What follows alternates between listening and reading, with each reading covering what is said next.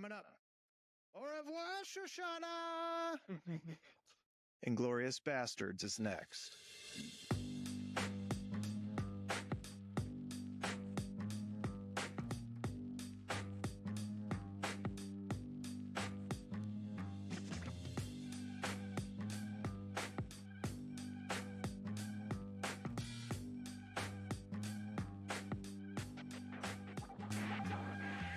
I got my boy CK with me. I got CTR with me. We're breaking down Inglourious Basterds, one of our favorite movies made in the last 20 years. We're going to hit the background of the movie, best scenes, hottest takes, and of course, what aged like a fine wine and what aged like a glass of warm French milk in a Nazi-occupied farmhouse. All right, boys, you guys requested this one. What are your thoughts? Let me just speak for Kennedy. I heard him say this earlier. Top 10? Or was that just for Brad Pitt? I say it's Brad Pitt's best performance. Okay, wow, that's a lot. I may or may not disagree with that. We'll dive into that later. But for me, my initial thoughts, it's a staple. Where were you in your life when this movie first came out? I remember I was in my family room of my house, 370, which you lived at. I saw the trailer first and I thought, I don't really know. The thing that turned me off was Gorlami's voice. Brad Pitt. It's just like, that's too far-fetched. That's her name. And no, for me, I was like, I'm not watching that horse crap. And then eventually I watched it and I went, oh my God, that's amazing. So, for me, initial thoughts after watching it from the first time now, the 100th time, it's amazing. It's a Tarantino, so you're not going to be let down. I have a vivid memory of where I was. It was my friend Ryan and his older brother. I never watched the trailer.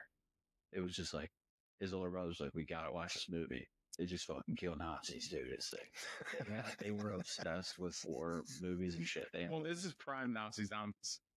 We were playing Nazi zombies all night the next day because I would stay over their house all weekend. They're like, we gotta watch this. We're in 7th grade. He literally had Nazi helmets, Russian helmets. This guy, I'm not kidding, dude. He would wear like a Russian helmet to Subway and shit. Unbelievable. Wow. So we watched it. Thought it was awesome. I didn't pick up on any of the kind of deeper stuff. I was too young. So when I rewatched it this time, you appreciate it a little bit more. But no doubt about it. So this movie, I'm always into the World War II stuff, and it's just, there's something about it that's very timeless. It's just a massive story in the history of the world. This is obviously not, it's not real, but it's his take on it and an alternate history, and pretty much anything Tarantino I'm gonna watch, but it's impressive just to see what he put together, and you can sit there for 2.5 hours and be fucking entertained from start to finish.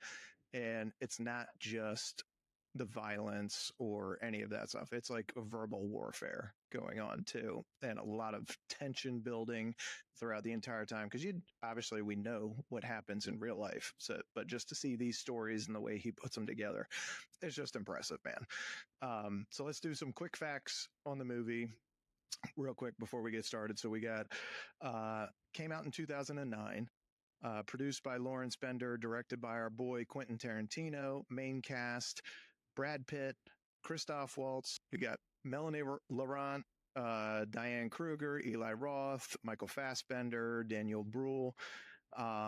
Budget for this, $70 million, grossed $321 million worldwide. Gentlemen, we have a hit.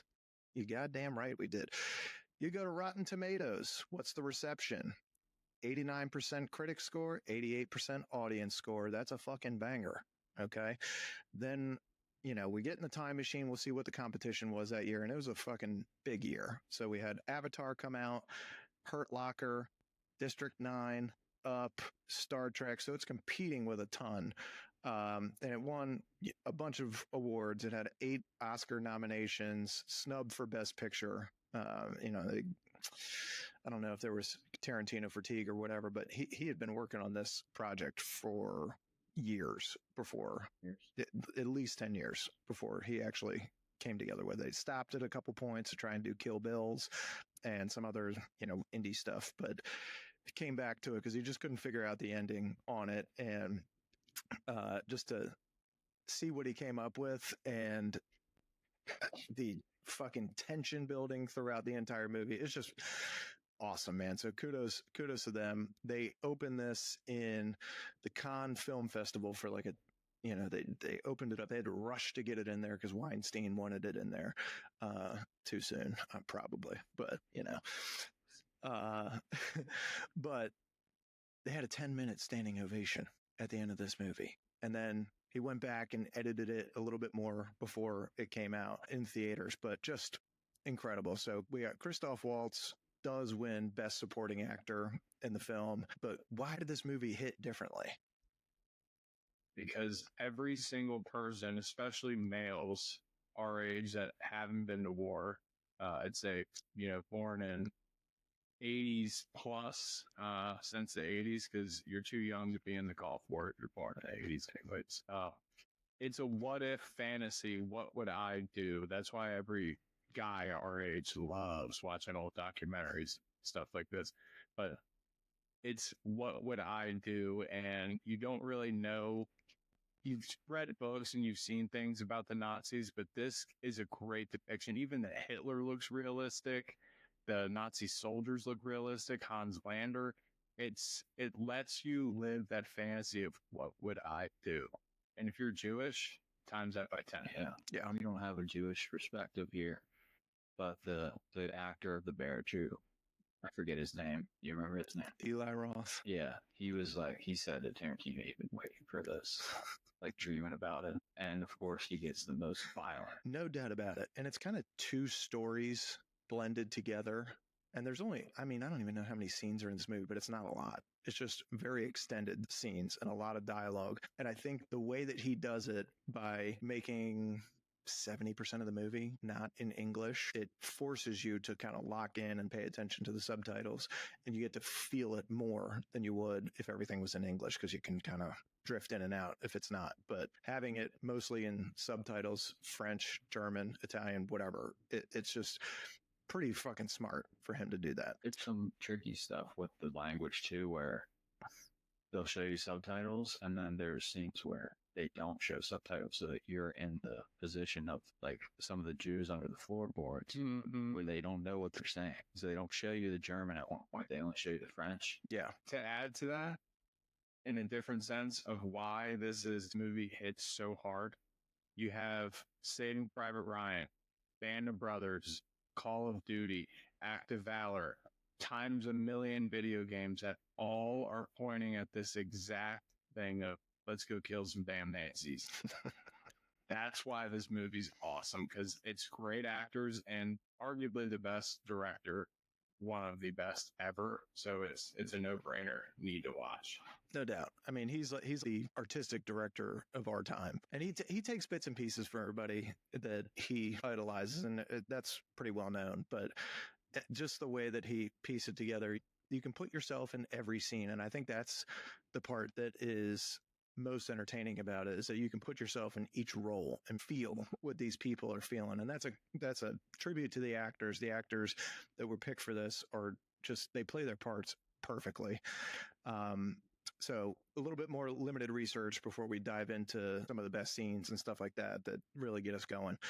The name of the movie was an homage to an Italian movie by the same name, but he purposely misspells it at the end, and he gets the okay from that director as long as that director for this other movie can get a cameo in it.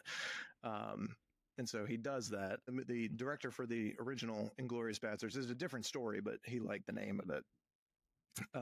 But he gets a short cameo in this. So we get actors in this that are, some of them are big names, some of them are not well known at this time. A lot of foreign actors. Brad Pitt before this, everybody knows Brad Pitt, but he's in Fight Club, Ocean's 11, Troy, Mr. and Mrs. Smith, and then he follows that into this. And this is one of a couple of war movies that he's done since then.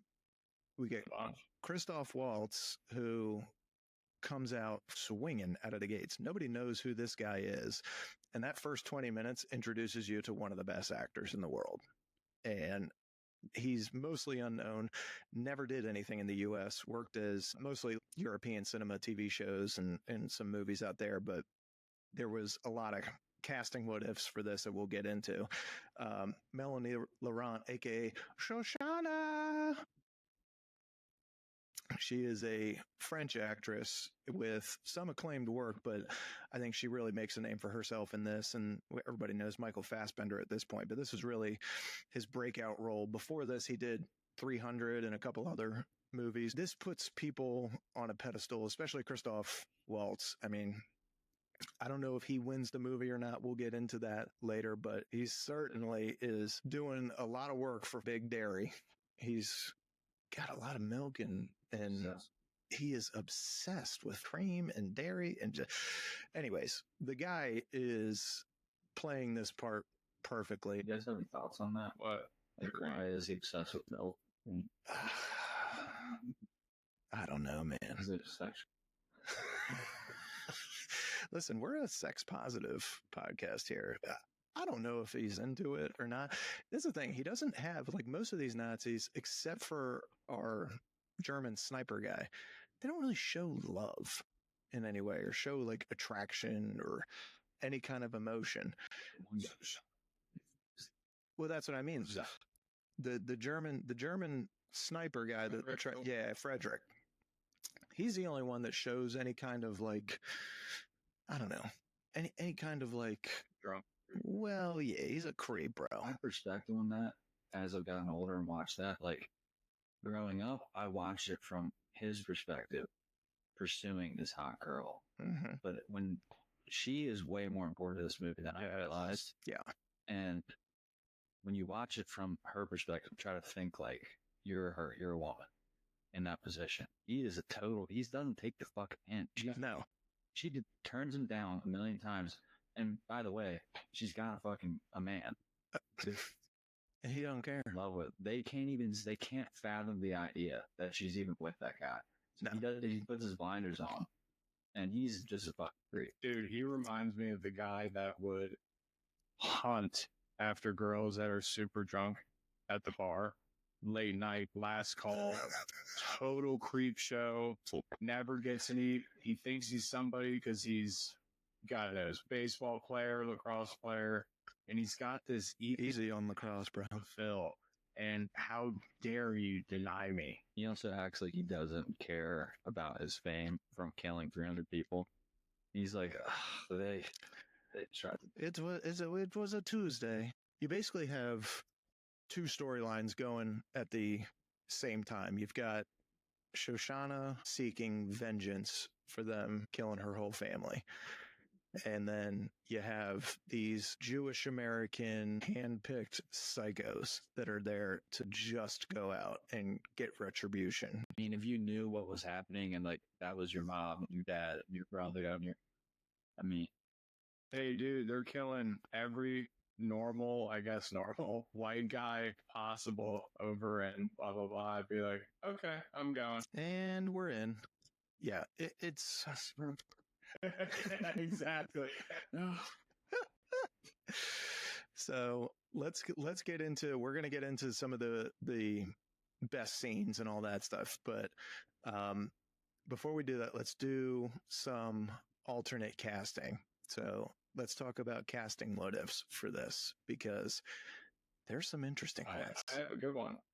Shoot. Hans Landa. It's actually Landa, not Lander. It should have been, it was supposed to be, but he denied it. Liam. Yeah. Yep. For Hans, he would have been good. He can do anything, but he can do anything. He doesn't speak 5 languages. No. He probably would have been like, oh. So that's the kicker, is that Tarantino ultimately wanted somebody that was German speaking, and it just so happened that Christoph Waltz could also speak like 4 other fucking languages. So I don't even know how he found this guy, but what's cool about it is couldn't have been better casting. Jesus. He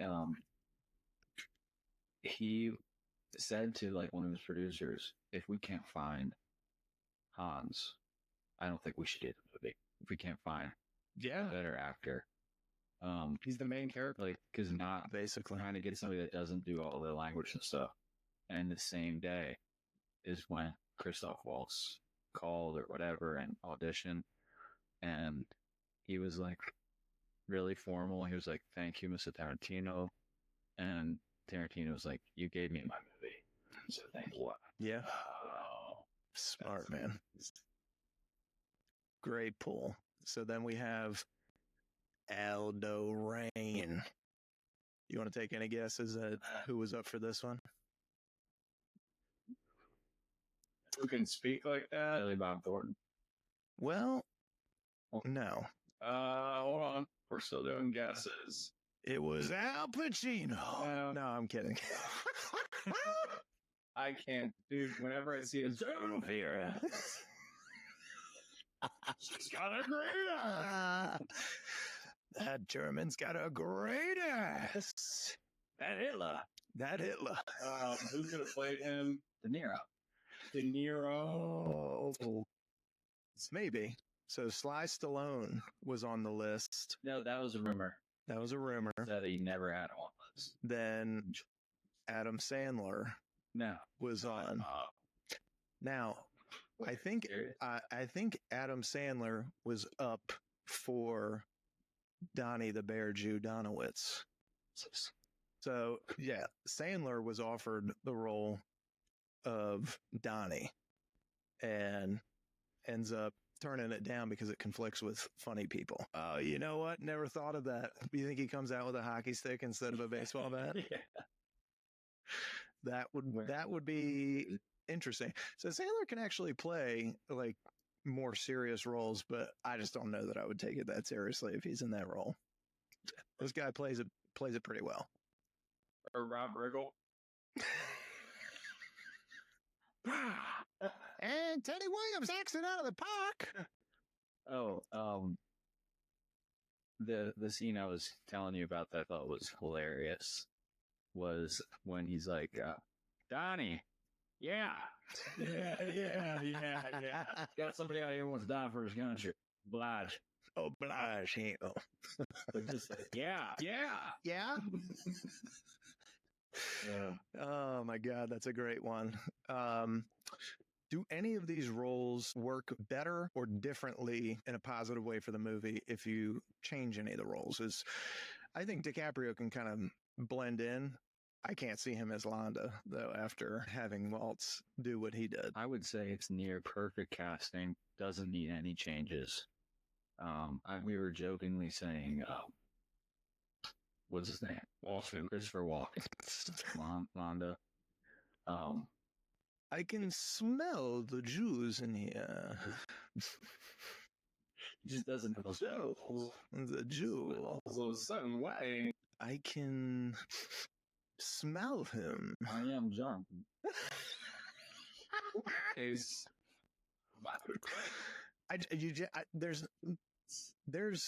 God, dude. I don't think that there's any casting that could have changed this for the better. Now, of course, with all these things, there's always other projects that these actors are looking at the same time. So timing's a lot of this, but clearly you two have some choices here. So go on. Well, I was just going to say, the one that is a little bit out of place is the guy from The Office. Oh, yeah. The little man. The little man. I think he's not. He's great, but no, if he didn't have The Office, he would be perfect. But I just see him and I'm like, that's Ryan. Yeah, Ryan. No, exactly. Yeah. All right, I got a Hans Lander, so. Kevin Spacey. Oh, my God. Wow. Yeah. Spacey is, I don't know if he could pull off German, but he can pull off a fucking hunting, nasty asshole. So if we're talking about Hans recasting, like nobody speaks five languages. That's American. That's an actor. So This is say like if you didn't have to do languages, it would be good as Landa or I fucked that. Hans Lander. Hans Landa? I do think Spacey could pull it off if he didn't have to do But Yeah, that's true. But I think the languages are what makes this as compelling as it is, because it's more believable. A film, they call that the suspense of belief. Where did you go to film school? Towson University. Took one class. suspend. Oblige him. Why is that? Disbelief, that's right. Because when you do a foreign language, it makes the audience go, I don't know, this could actually be real, because it's not something they can really connect to. I thought this meant, so you're in a world, let's say The Matrix, for example, because I can't think more for this movie. And you're like, well, why the fuck would they use human beings as batteries? And you go, well, suspend your disbelief so that you can just operate in this reality and enjoy the movie. But that's what the language is doing. So, for example, But it's realistic. Apocalypto, it's suspense of disbelief by having no English the entire movie. It's all subtitles. And you don't have to suspend your disbelief because it's already too realistic. Yeah. But it makes it more realistic. You'd be like, well, because it's all subtitles and it's them speaking their native tongue, you suspend basically what it means is you suspend all of your doubt. You really do. Yeah. When it's in a foreign language. Yeah. It could be true. Could be. Yeah. Gentlemen, let's get into best scenes. All right. Well, you could just list out the whole movie, to be honest with you. But the opening scene sets the tone right off the bat. So it's arguably one of the most suspenseful scenes that Tarantino's ever done.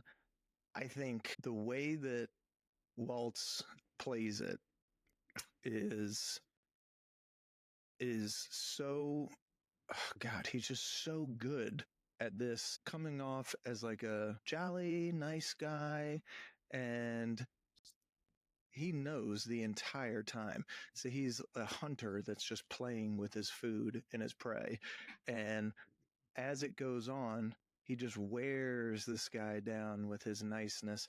And then slowly he starts to turn and you see the monster that he really is.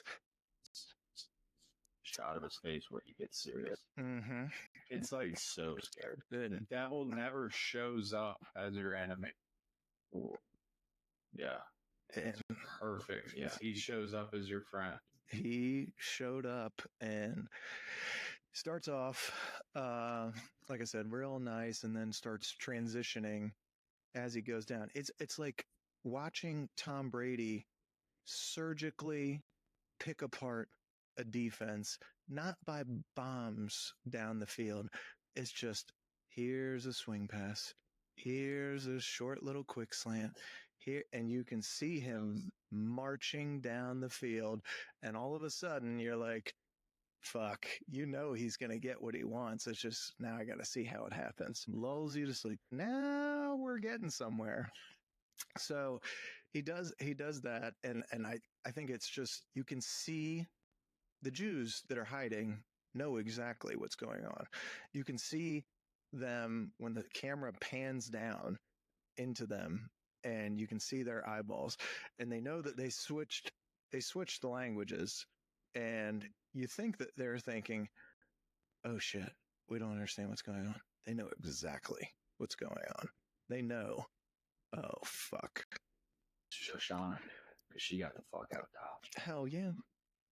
They knew, and as the audience, it's about to go down, and you're just waiting to see how. And then when you see the face turn, and then you hear what does he do? Like a little flip, or just tell them, oh, go ahead.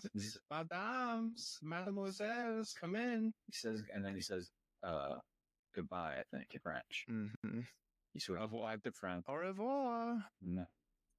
1940s through the floorboards. Shoshana's the only one that makes it. I don't want to skip over this, and I won't, obviously. The guy who owns the house, or whatever, Jude Law. you connect with him as an American because you could be somebody that's housing Jews in your house trying to save them. And you could also have 3 daughters that you're like, if it comes down to it, That's So why he's crying. He's like, do I let my neighbors die? and you're watching his every move because you see how he's trying to hold back his nerves. Can I smoke my pipe? Just that simple question of can I shows now he is super submissive. What are you trying to hide? He's giving Landa all of these cues. I'm hiding something. I need to cover up my guilt or my nervousness with something. And you just feel for him. It's such a connecting moment in the movie. He does a decent job of hiding it. He does a very But good job. It's believable, Yeah. but it's like even if you do the best job, you're gonna get caught. Yeah, but he's dealing with the devil right there. And it's funny because later on in the movie, you see Londa switch sides, try to do what's best for him, and he just claims, I have honor. He tries to come off like he's a good person, and obviously he's fucking not. So just his manipulating nature, it's like having this beautiful creature that is also the whole time just enticing you and bringing you in just so that they can fucking kill you. Some proof of his pure evil. Everything he does, you could argue. I mean, it's obviously all evil, but like he's doing his job, Mm-hmm. When he kills Fran von Hammersmark, that fuck. Bridget von Hammersmark. Yeah, he didn't have to choke her out because he lets Aldo and the little man live. But he's like, I'm just gonna fucking kill it because I want to. You know why? This is my thought. She lied to him, whereas Aldo did not lie at all. I think he's pissed with, you think you're smarter than me. Like when he laughed, Oh, yeah. super, oh yeah, and she goes, oh, I was mountain climbing, and he's like, ah! He hates being lied to. He doesn't want you to. He said that's your excuse. Mm-hmm. He doesn't want you to be smarter than him. Well, he thinks, and he's got proof that he's the best at what he does. And so when he sees Aldo later on, he makes a comment like, "Did you not think I knew who you were?" And it's because he recognizes the other alpha in the room. Exactly. And he knows I've met my match, at least in this life. And so it's very interesting. Any other thoughts on that scene before we go to the next one? What other scenes? From the intro. You can go all best scenes. Oh, brother. Let's move on from the intro because it's so long. The intro sets the tone. It's like a 20-minute scene. Yeah. I think you're right. I have a favorite scene. Go on. It's kind of skipping a few. So my favorite scene is it's right after you're watching a bunch of Nazi shit and you're starting to just fucking hate the Nazis. Mm-hmm. And then they cut to Fassbender. I forget his name too in the movie. Yeah. Weird. It's Archie. It's like Archie Hickox or something. It's him and Mike Myers randomly. Yeah. Yes. It was so cool. It was. Winston Churchill just sitting in the corner, and it's the most British conversation you could ever hear. I'm not even going to try to do an impression of it. But like, he makes himself a drink in the globe, and you're just like, dude, I love these guys. It just makes you like, oh, fucking allies, bro. Let's go. Yeah, and then I love how they're kind of trying to sit there. We find out if he's the right guy for the job. So that's exactly what it is. Yeah. And he's like, "What is your take on the German film?" And then he's like, breaks it down perfectly, and Winston's like, as soon as he gets, Yeah, he knows this is our fucking guy. Yep. He asked him what he thought about something in a certain movie, and then he goes, actually, his directing is more so along Gilsich or some other guy, and he goes, brief him. Yeah. Do you know why? So he's a film critic in the movie. Yeah. And then and that kind of reminds you, like, so everything is set from 41 to 44, 45. Back then, everybody gets drafted. So they're all doing other jobs before they come into this. And he's a fucking film critic that is forced into, now you got to be a spy and help us out. And he's fucking good at it until he's not. It's the exact theme. This premise is pulled out of the American hat about 30, no, not 30, let's say 50, 60 years later. The movie 13 Hours, what do they go in as? A film crew. Oh, isn't that Argo too? It's the guy from The Office. It's a common theme. They always let press in.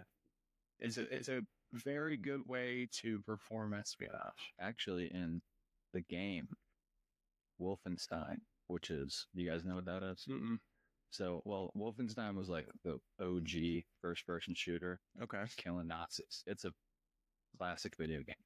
But they made like a remake. It was like 2D. They made like a really cool game recently.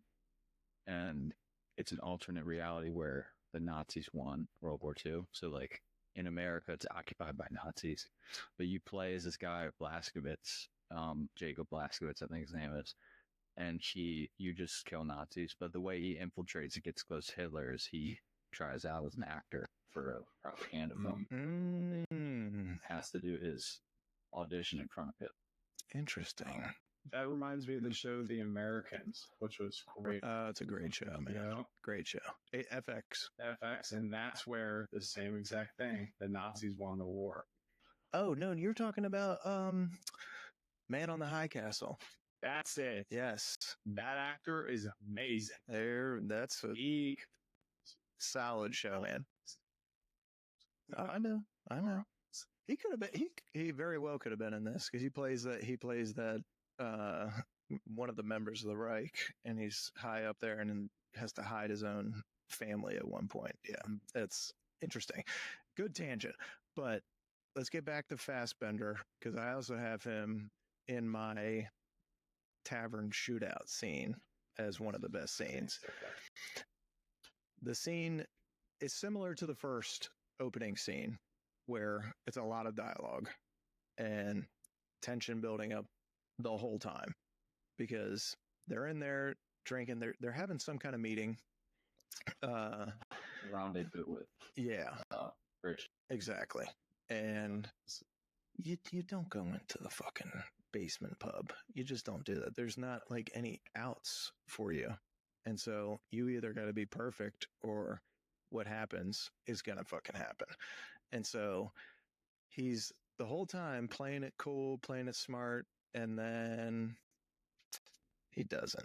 He throws up the 3 fingers. And of course the German guy's like, that is not how we do it. His accent's not perfect. So, and his accent's a little bit off. He can speak fluent German, but his accent's just off enough to where the guy starts getting suspicious. And then he starts asking questions, pretty Landa-esque. And then it turns into he notices one little thing, the 3 instead of the 3. And it just fucks up the whole thing.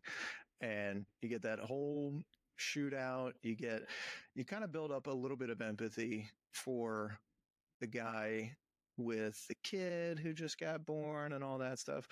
But when it comes time to it, you're like, wait a minute. I do feel a little bit because these guys are also humans too, but he's just fighting on the wrong side. Exactly. Sorry, pal. You gotta go. But so they say before the meeting, they're like, if we do blow our cover, no one, French or German, can come out of that basement. So when they're doing the whole, you give us our man, we'll let you out. Yep. It's bullshit. They're going to kill him. They're going to kill him. Reason, let's go. Exactly. The thing that it's a repetitive sequence that Tarantino does. We saw it in chapter 1 with the milk farmer where he's being interrogated and he's trying not to blow his cover, and it's the same exact thing with Fassbender. And you see it with Emmanuel Moumou, same exact thing with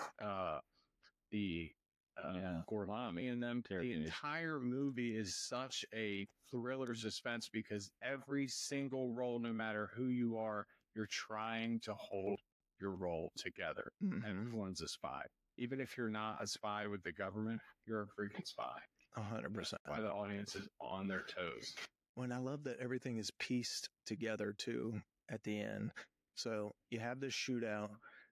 Everybody's dead except for Bridget. And God, who else makes it out of there?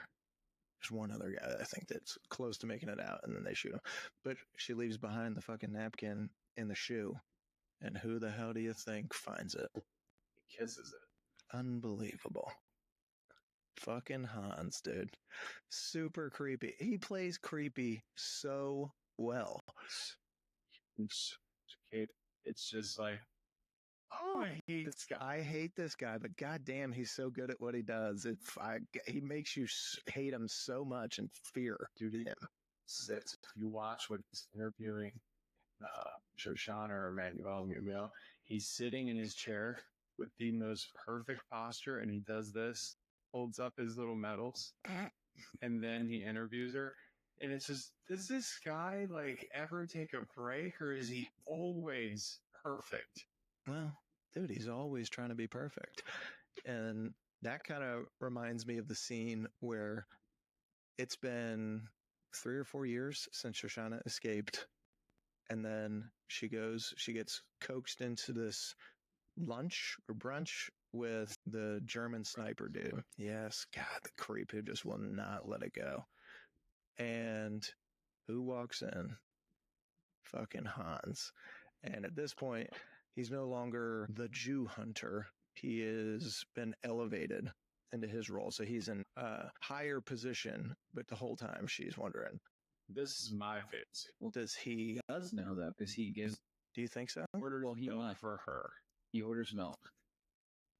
Wow. He orders milk for her. So he has, and then at the end, if you catch it, before they end their little date, he says, one more thing I wanted to ask you. It's just, it went right over my head. I'll think about it later. We'll get back to it. He knows, but he knows also if it's at her theater, then it can't end the war. And he wants the war to end. He wants it to end. So he knows it's her. You think he knows at that point that he's going to do that plan? I think he does because he's so calculated. All of his buttons are in the right place. Could be. That's a good pull. I didn't even think of that. Dude, and my favorite part in the entire movie, I say with my dad all the time, we're just joking around and just making like, I don't know, whatever, this comes relevant, but tende la creme, tende la creme. We say wait for the cream, but that's what he's saying, tende la creme. Mother creams. Her little crying thing right when he walks away. She's all together. Why? 100%. Not their fame, where she knows, he knows. She'll have a milk. Also, the guy that murdered your family and is a sociopathic, psychopathic serial killer. It's just probably scary. In fairness, though, she never saw his face. She's not aware enough to know. Well, I want you to.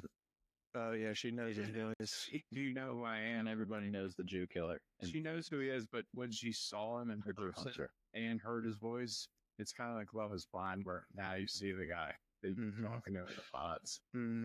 Oh my God. Did you guys know this? Nightmare. Samuel L. Jackson. Yes.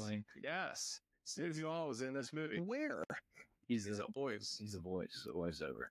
And another. What are you saying? Welcome to our theater, motherfuckers. No. But he's in. He just narrates like 2 scenes. Yeah. Really? And also another one, Harvey Keitel.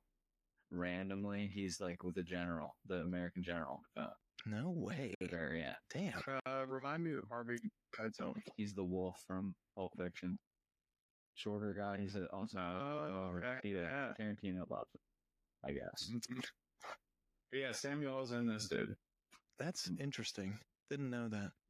Now we got, go ahead and tell me more. I have one little trivia or fact about Shoshana's character. Originally, Tarantino, because he wrote this like, he said it could have been a series. He had to cut it down. Yes. Too long. But originally, the Shoshana character, after her family got murdered, she was going to be sniping Nazis, stabbing people. She was like badass. Damn. And then he made Kill Bill. And all the cool things he was going to give to Shoshana he put in Kill Bill for Uma Thurman. He's like, all right, well, I need to do it different, but he said it worked out better because she was a little bit more realistic. Yeah. And Speaking of which, she would have been great in that role. as Kill Bill, Or as Shoshana. Oh, Uma. Thurman? Mm-hmm. Uma Thurmas? Yeah, she's awesome. She is awesome. You know, I could see her in that role. I almost feel like she's too pretty for that role. She's very German. She is. Well, had it. yeah. Maybe she could have been Bridget on Hammerschlag. I like that. But I like Diana Kruger too. Yeah. Next scene that I have on my list is Shoshana's Revenge. Love it. So her plan, it's kind of weird because the two plans kind of collide towards the end, and they never know. And you have her plan, basically get them all in there, lock the doors, set the whole place on fire, change out the film towards the end so they know exactly who's ending their life. And you have, on top of that, when you think things are going to go well, you get fucking Gorlami coming in there. And their plan is to basically blow the place up once they find out that it's going to be there. But on top of those two big things, you have all these subplots going on. And that's where you get Hans talking to Hammerschmark and taking her upstairs, killing her, strangling her, which, by the way, I had read that is Tarantino that is strangling her with his own hands to make it look real. Yeah. He strangles her because he doesn't want everyone downstairs to find out what's going on. If he shot her, the reason there were shots later is because the film was doing shots. Right. He can't just shoot her. Everyone would go, what the hell's going on? What's going on? He had to strangle her. Smart. I mean, not to, you know what I mean. Smart. I loved the recognition between Aldo and the Jew hunter. They know exactly who each other are right away. And Aldo's the only one in the entire movie that doesn't switch character. And I love that in the scene leading up to it, they're needing people to, well, who can speak Italian? He's like, I can do a little bit. I speak most Italian, so I'll be your escort. And he just, all he says, buongiorno. And then he does, however, grazie. Colin, what was your favorite part? From what? When he says Gorlami. Oh, yeah. He's like, can you say your name again? He does it in Italian. He's like, Gorlami. He says it twice, Gorlami. And then he gets real quiet and he's like, Gorlami. Yeah. Yeah. I'm fed up with your shit. Enter an alpha. You notice when he gets caught, he's like, fuck you. Like he just starts. Yeah. Okay. Drops a couple up. That's when Landon knew, oh, this guy's not giving it. No. Fucked. Not giving in at all. But that, I mean, obviously it didn't happen in real life, but can you imagine if that was the way that it all ended for Hitler and his crew? So you get Landa, he wants the thing to end. So he's kind of on board with this plan. That's why he lets the other guys go. And those guys get in and absolutely rain fire on these people. Literally Shoshana's boy and Marcel. Yeah. And then you get, who is it? Donnie and I know everybody by their DeCoco. Dominic DeCoco's not little. DeCoco and Donnie, who's Marguerite. Yeah. Yeah. They go in there, punch people to death with her No, just Antonio Margaretti is the punch gun, and he goes, you need to get here within 3 seconds. Can you do that? And then he punch guns, and then the other guy comes in, Dominic DeCoco, and stabs him. No, he punch guns in the back. Oh, and then I think you might stop. Okay. But they both got the punch guns. It was close, though. They almost missed it. Yeah. They unload into Hitler in a way that it is fucking comical. They shoot him, honest to God, and at least. I mean, it is just like a Tommy gun to the face. That's a bingo. Ooh. And it is so funny. And they do the same thing to Goebbels, who's right there. It's just, that's good. That's good cinema, dude. The fact that Goebbels' title is director of propaganda, it's like, Hold on, I didn't even try to. you're literally saying that you're spewing out propaganda. That's just weird. Director of racism. It's like, Yeah. it's Exactly. like marketing or something. Director of marketing. Like, dude, don't say your actual boy. So dumb. Well, listen, man. They had But that is how the Nazis did title themselves. fucking dumb. Propaganda. What do you got for any other best scenes? Scenes that stuck with you? Go ahead. There. Oh, yeah. Oh, yeah. Very disturbing when he starts beating him with that bat. And also, this is another thing Tarantino said. You almost can't help but, in a way, respect a little bit the Nazi that Is willing to die. Oh, yeah. he's like, would you get that battle for killing Jews? Right. Like, he's brave as fuck. Wow, you actually do your link to balls on this. But then when you see after the first hit, you can tell he's like, Oh, fuck, what? Oh, fuck that. I did not mean that. arms like, You see him convulse. Yeah. oh, Oh, this guy. It's brave. Give me. I'll take that. Thank you. That's a bingo. That's a bingo.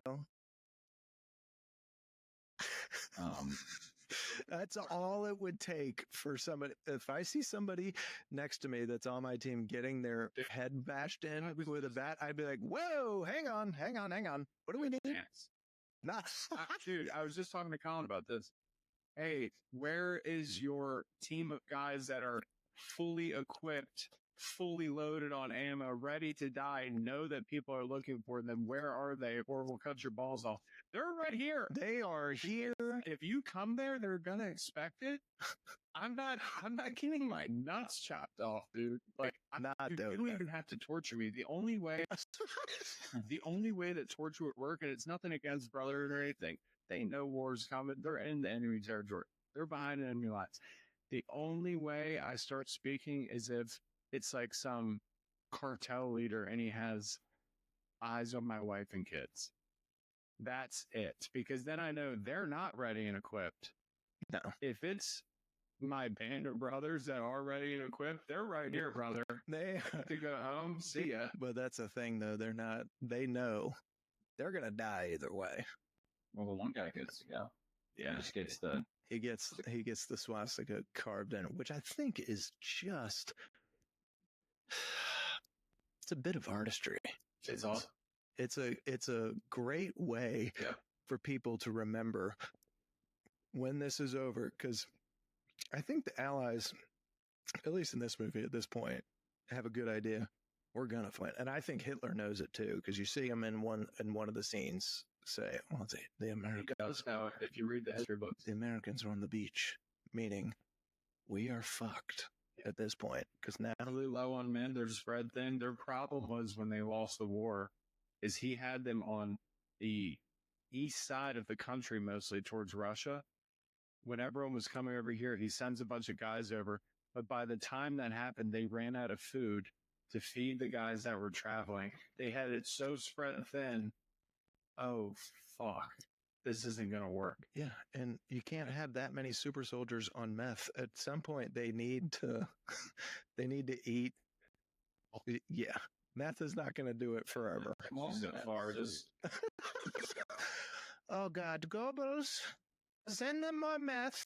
I got an interesting question for you guys. Go. Did you notice the scar on Aldo's neck?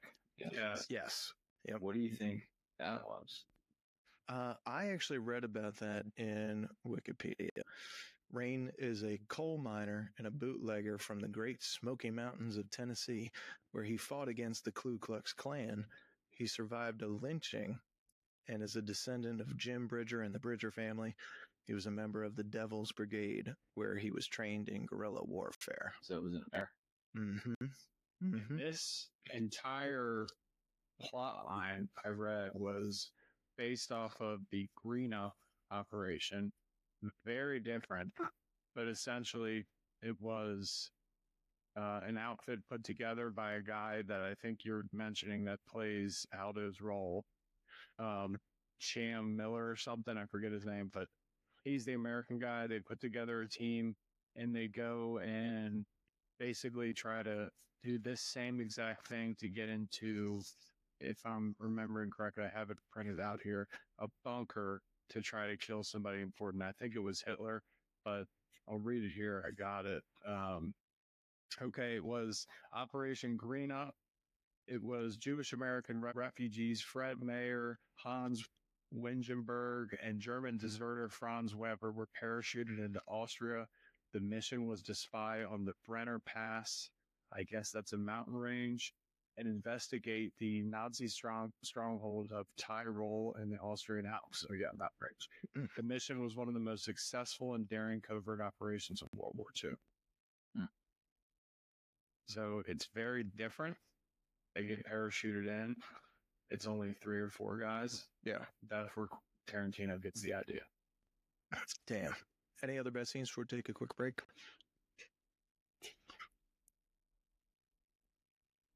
Take a quick break. We'll be right back. All right, boys, we're back.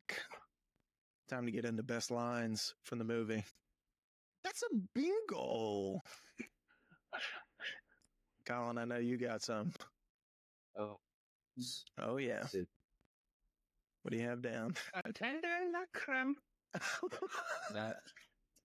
Well, this one is a little bit more analytical, not so funny, but in that first scene, when he goes, "The rumors I heard are all true," and he's looking at one of the daughters, and she's like, "Oh, fuck." And then he's like, "You do have a beautiful family." Something like that. Yeah. If I come back, I gotta pull up my notes here. That's of the rat. That is an amazing quote. I don't have it word for word, but when he compares the hawk to the rat, what he's in chapter 1. Is that in French too? Or no, I think it was switched to English. Yeah, he switches to English. But doing that comparison is like chilling as the audience. Yeah, what does he say? If you compare the German soldier to that of a beast, say the hawk, and that you compare the Jew to the beast of that of a rat. And then he's like, the hawk does not stink like a rat. They check in the attic, they check the window, they check the front door. But unlike the German soldier, I'm different because I check the places a rat would go. Mm-hmm. I think differently. I think like the rat.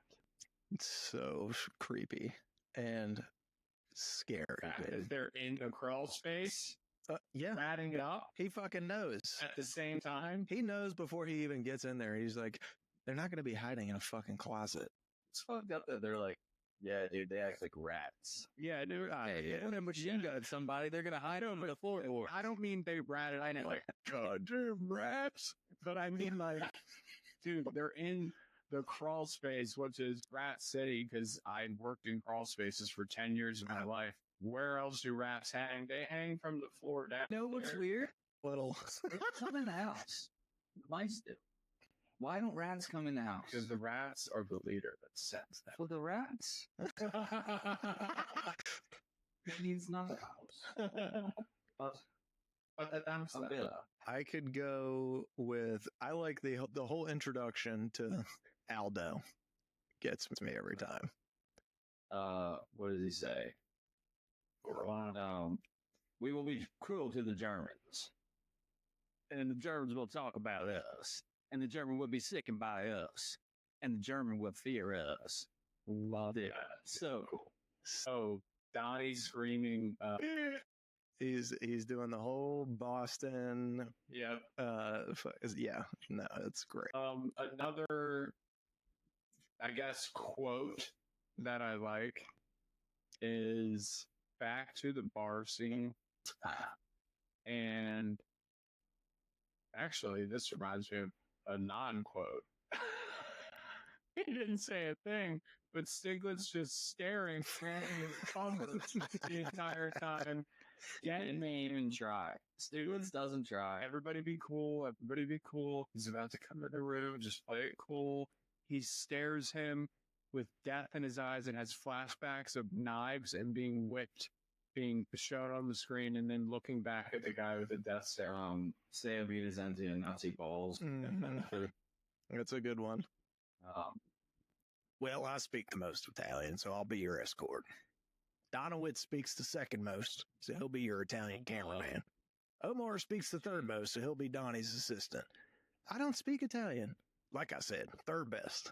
Just keep your fucking mouth shut. Yeah, that's amazing. Okay, anything that Fassbender says when he goes British, I can't do it justice with an impersonation because it's so British. You can't. Unless other people actually can't do it. But although Mike Myers pulled it off pretty well, Mike Myers' British accent was pretty good. But Fassbender just like, I hope you don't mind. Well, since this could be it, I hope you don't mind if I go out speaking. Yeah. Oh, This is what's wrong in hell. Exactly right. Dude, I love that. it's amazing. I also love. Did you hear that? The sound of my Walther pointed at your testicles. Why do you have a Walther pointed at my testicles? Because you've just given yourself away, Captain. You're no more German than that Scotch. Well, Major.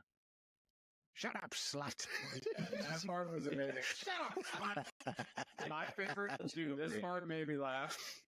All right, well, look, we said we put our guns down. We're not going to have a Mexican standoff. He's like, it's not a Mexican standoff. You don't have a gun.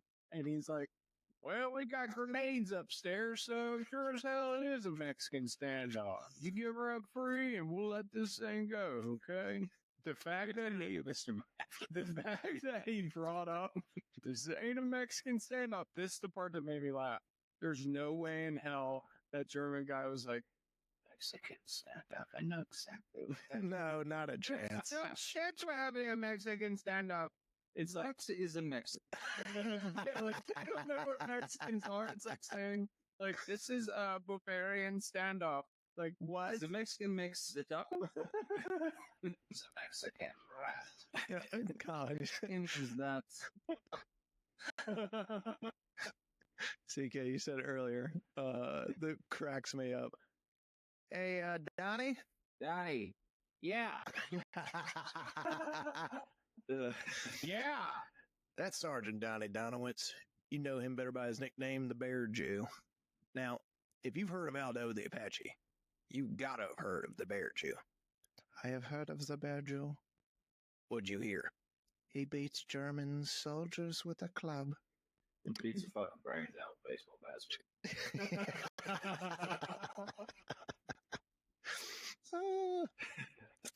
Dude, Aldo, Dude, he steals the scenes when he's in them. It's just so fucking hardcore American. It's hilarious. Oh, the other best quote we already touched on. Yeah, they call you the Meadow Man. He's like, wait, what? What?